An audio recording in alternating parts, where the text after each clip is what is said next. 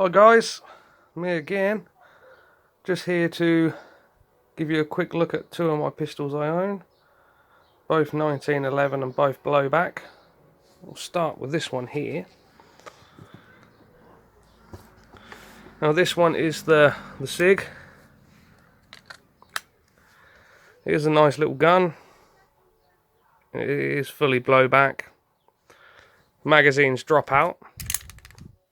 Obviously not my favourite magazine, it's only a small one. But it holds 18 steel ball bearings. Slides into the bottom there. Like I say, is fully blowback. There you have the CO2 canister. It works on a lever system there, which pops out. So it's really easy to put the CO2 in and out of, unlike some of the guns in the magazine where you need the Allen key. Well, I mean, it's quite pokey. It's very nice looking. It's one of my favourite ones. Couple of little drawbacks that I found with the gun is the plate here it's quite, it doesn't hold on very well.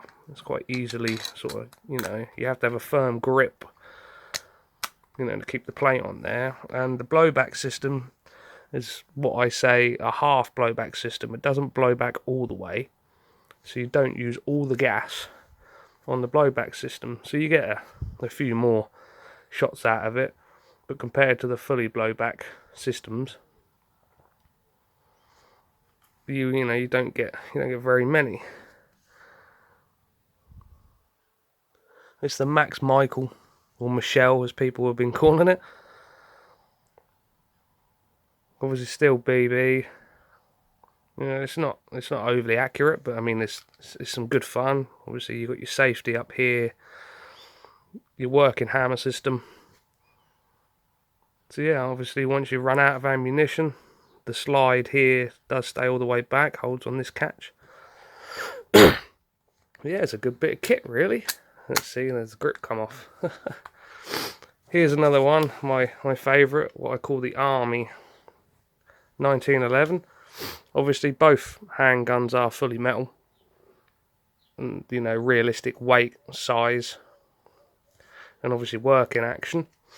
This one's the Remington, as you can see there. I mean, this one I do prefer over the SIG there. This one, as you can see, the difference here, it's a full blowback. The slide obviously travels all the way back with the CO2, which obviously uses more CO2 than the SIG there on blowback, so you don't get so many shots. But obviously if it's for the realistic sort of fire and action you're looking for, it is the one to go for. Obviously the safeties in the same place. Obviously both guns have double safeties, so you can't obviously pull the trigger there. But yeah, just a comparison there. You can see on both that obviously the SIG is not as far blowback, which obviously in my personal opinion, it doesn't make a lot of difference.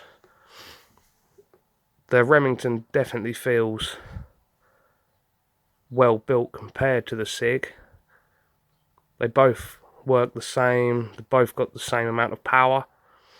Obviously the SIG, you can have a few more shots out of it because you don't waste so much CO2 on the blowback system. Obviously working hammer here, I mean there's no gas in the SIG at the minute, but there's gas in here, so I can show you this working. I mean, full dropout magazine there with the CO2 in it. It is a hefty weight, so it does make it feel like the real thing there. This holds 18 steel BBs also, and works by locking that bit down the bottom. You push the BBs in, and when you're finished, slides back up.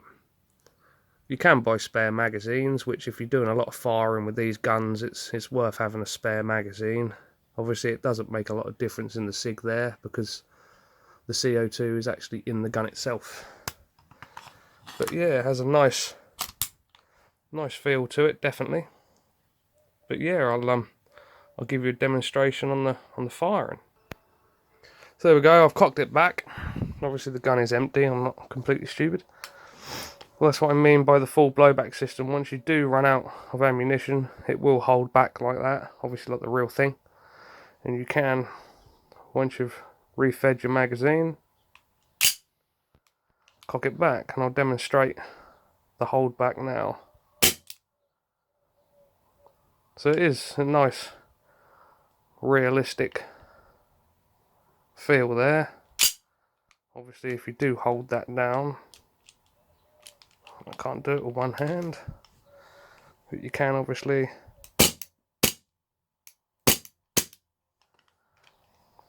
But yeah, I mean this is good fun. I mean, like any air pistol nowadays, you can obliterate the can.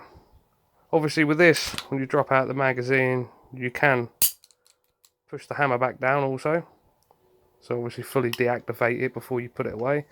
Whereas this, because the CO2 is actually inside the gun, you can't, once that hammer's back, you have to run out of CO2 to have this hammer go back forward. Otherwise, you're putting it away with gas in it, with the hammer back. Obviously, the only thing stopping it is the safety. So that's another sort of design fault or flaw that I obviously don't like with the SIG. But I mean, they're two very nice guns. Definitely, I do prefer the Remington. A lot of people will probably prefer the SIG. Obviously at the bottom there is your screw for the Allen key. Obviously change over the CO2 cartridges. But yeah, and obviously I've got the nice little case to hold the guns in also.